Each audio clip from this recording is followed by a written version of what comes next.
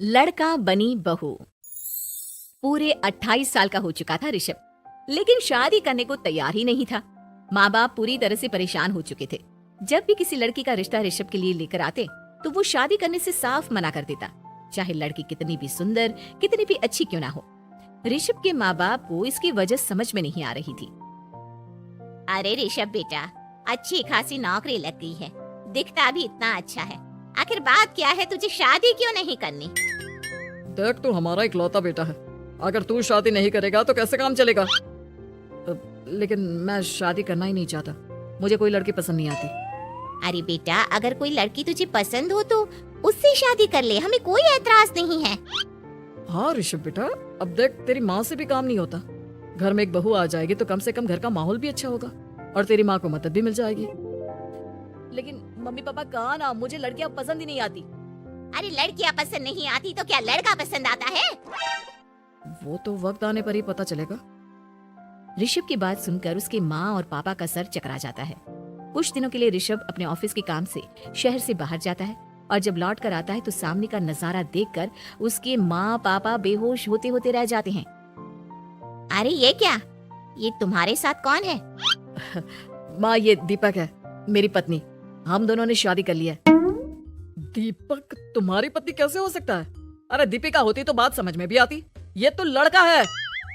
तो क्या हुआ पापा, आजकल तो ये सब फैशन में है और मैंने आपको बताया था कि मुझे लड़कियां पसंद नहीं आती। अरे तो इसका मतलब ये थोड़ी है कि तुम दीपक को दीपिका बनाकर ले आओगे। मुझे बहू चाहिए, बहू के रूप में, ये आदमी नहीं। लेकिन मम्मी जी, मैं आपके बेटे से बहुत प्यार करती हूँ, मेरा मतलब करता हूँ। अरे इसको तो करता हूँ करती हूँ का अंतर भी नहीं पता, लेकर जाए इसे वापस। अगर आपने इसे घर से बाहर निकाला पापा तो मैं भी इसी के साथ चला जाऊंगा।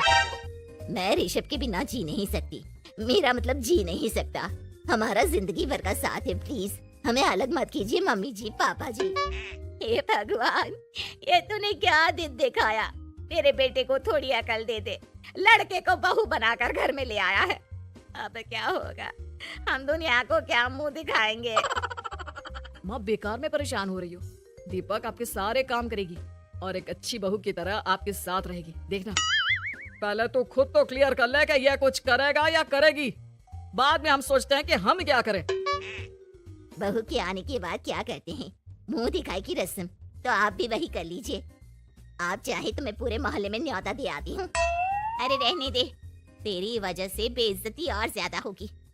आई बड़ी, अब मेरा मतलब है आया बड़ा न्योता देने वाला। अगले दिन सुबह के बाद दीपक बड़ी नजाकत से चलता हुआ सबके लिए चाय बनाकर सुबह सुबह बालकनी में आ जाता है।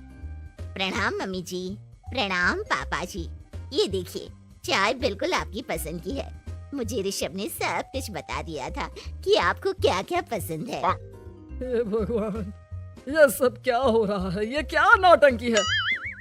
नौटंकी कहाँ है? माँ देखिए तो, मेरा दीपक आपका कितना ख्याल रख रहा है। लाओ, अब जो भी है, जैसी भी है, चाय पियेंगे ही सही। थोड़ी देर के बाद, वैसे दीपक, चाय तो तुमने बहुत अच्छी बनाई है, चलो कुछ तो अच्छा हुआ। अगले दिन अजी सुनते हैं, आज पैरों में बड़ा दर्द हो रहा है, लग रहा है घुटनों में फिर से कुछ न कुछ प्रॉब्लम हो रही है। डॉक्टर ने वो दवाई दी थी, उसकी मालिश करो ना अपने घुटनों पर, आराम मिल जाएगा।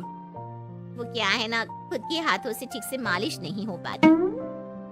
अरे मम्मी जी, आपको परेशान होने की क्या जरूरत है, मैं हूँ ना, लाइए मैं आपके पैरों पर मालिश कर देता हूँ, मेरा मतलब कर देती हूँ।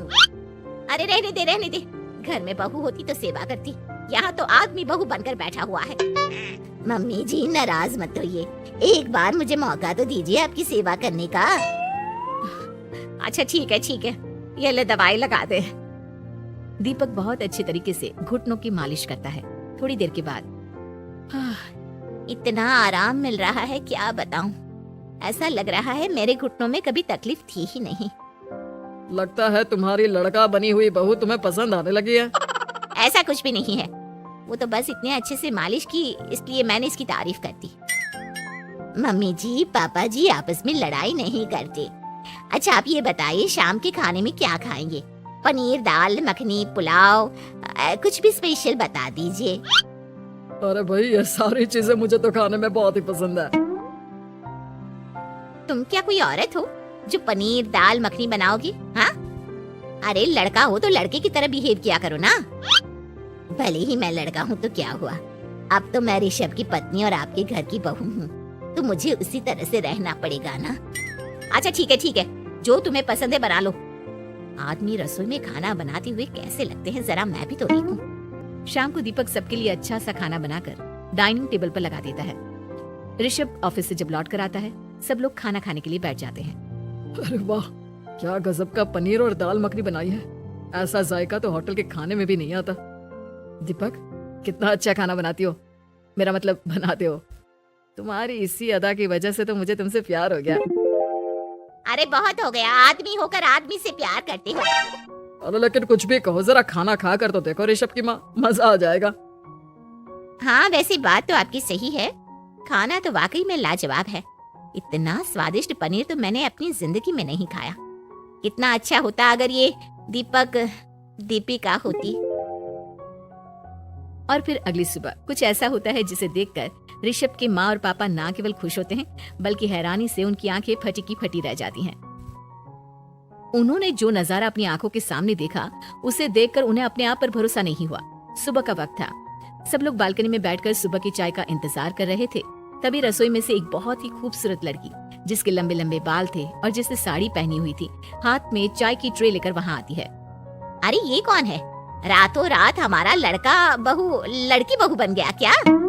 मुझे लगता है कोई सपना देख रहा है। इतनी सुंदर बहू तो हमने सपने में भी नहीं देखी।